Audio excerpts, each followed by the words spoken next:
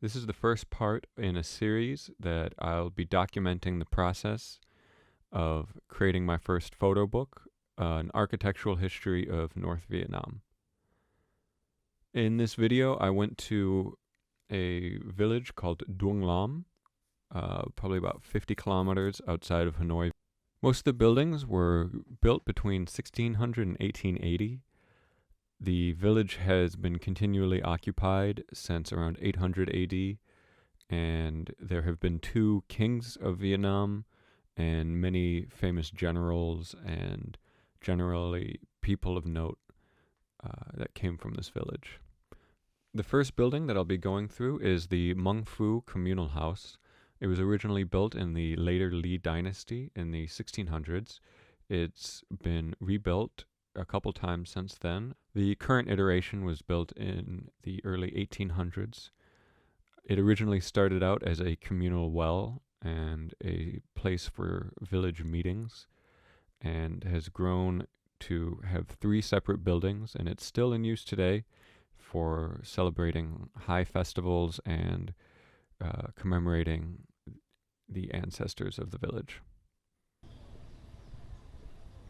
Here we see a traditional Vietnamese bell. Normally what we consider a bell would be a concave piece of metal that uses its shape to increase resonance, but you can also just use a flat slab and hit it really hard and it'll be pretty loud. I wasn't able to get a recording of them using the bell. They'd still use it regularly, but it's only during certain high holidays and special occasions. This ancestor shrine has been a continual place of worship for about 400 years.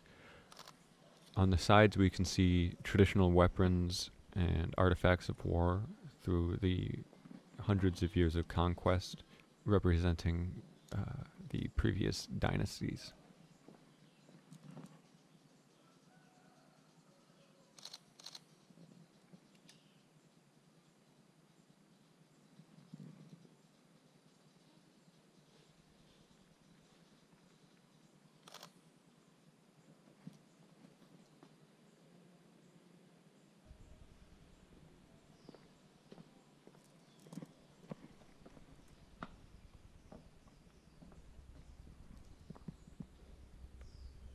And here we can see the hand-carved accents that are pretty typical in communal and religious places in ancient Vietnam. Personally, I think they're gorgeous. They vary in levels of detail depending on where you are. In this communal house, they regularly hold competitions to see who can catch the largest fish. So you'll see a lot of fish and water spirit based imagery throughout this building.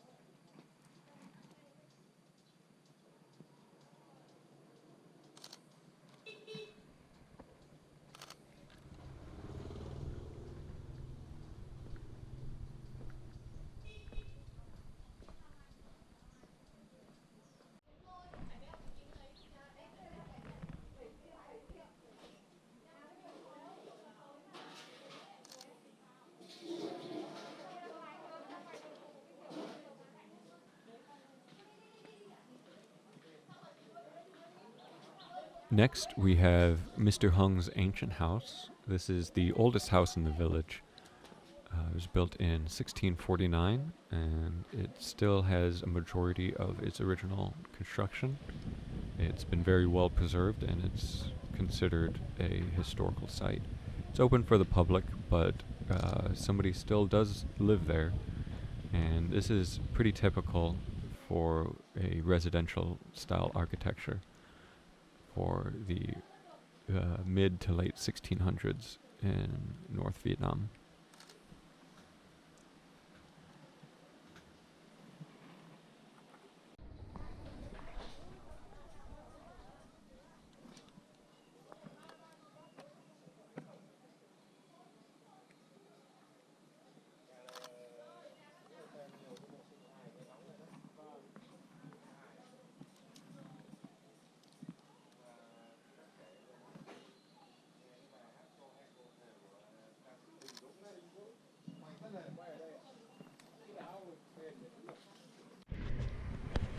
Every time a couple is married, they must donate 5 bricks to maintain the roads of the village. Here we can see a single alley, one of many. All of the main roads, all of the residential alleys are covered in these bricks. In the distance, you can see the spire of a Catholic church built during the French occupation. It's still in use today, but mostly serves as a cultural heritage site, as most of the residents of the village are either atheist or Buddhist.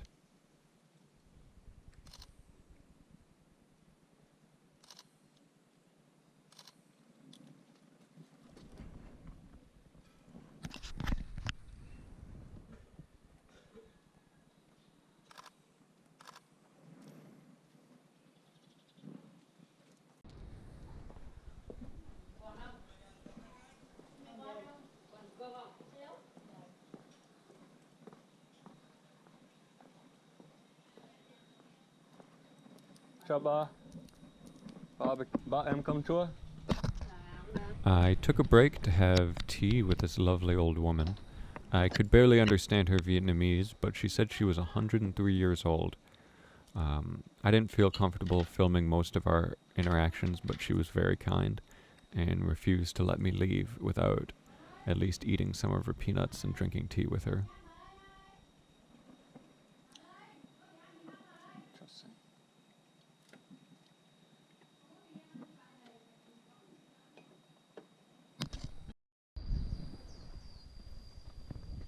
This gate is one of the oldest structures in the village, also built in the mid-1600s.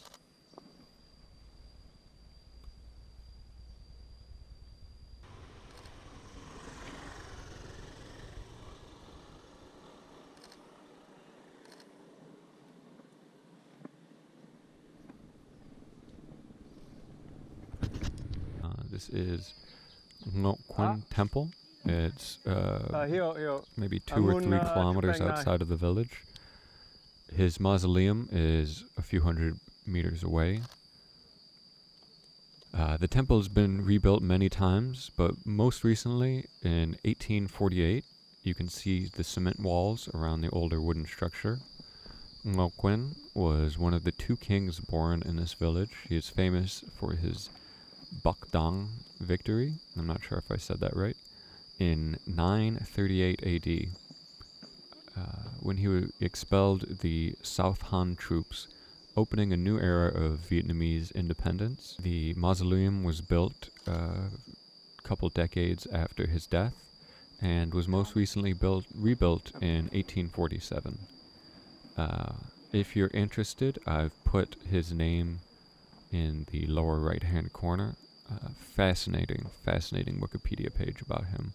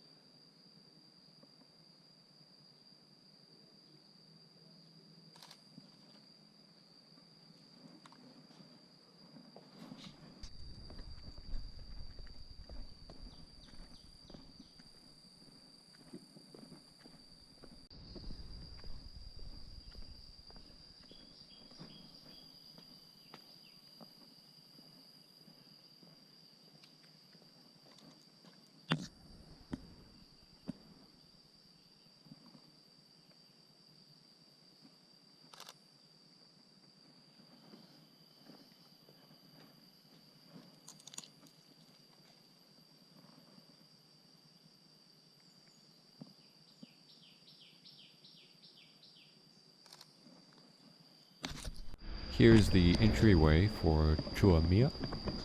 It is one of the 10 oldest pagodas in Vietnam. It's unknown when it was originally built, but in 1692, a concubine of the court of Lord Tinh Chang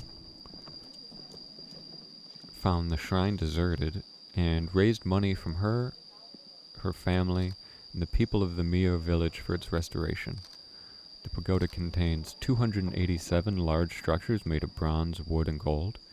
The pagoda has been renovated many times, but the original architect has been kept mostly intact.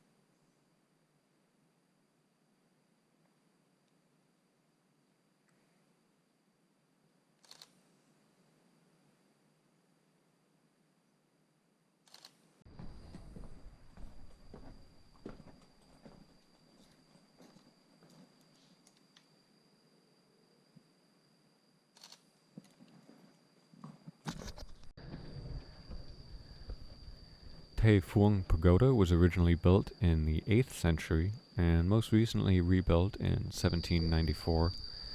It's on the top of a hill with a very steep climb. It was very hot when I was walking up it, and it was exhausting. It's unique for its double-tiered roof and blend of Buddhist and Confucianist architecture. It's considered one of the most accurate representations of late 15th and 16th century Vietnamese Buddhism.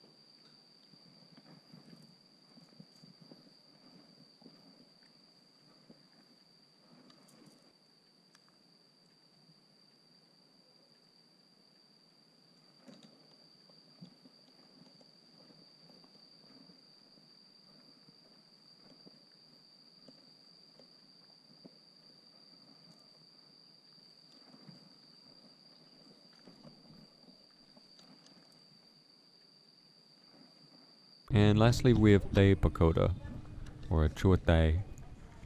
I'll be returning to this one again in a later video.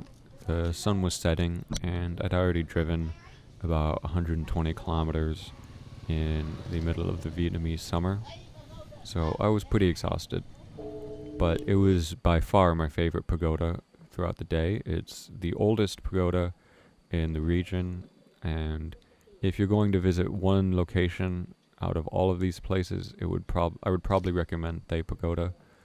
Duong Lam itself is a good half day of interesting things to see, but the location around Tay Pagoda and the area itself is just beautiful. Highly recommend it. And like I said, I'll be coming back here again in a later video because it is a very important part of the history of Vietnam.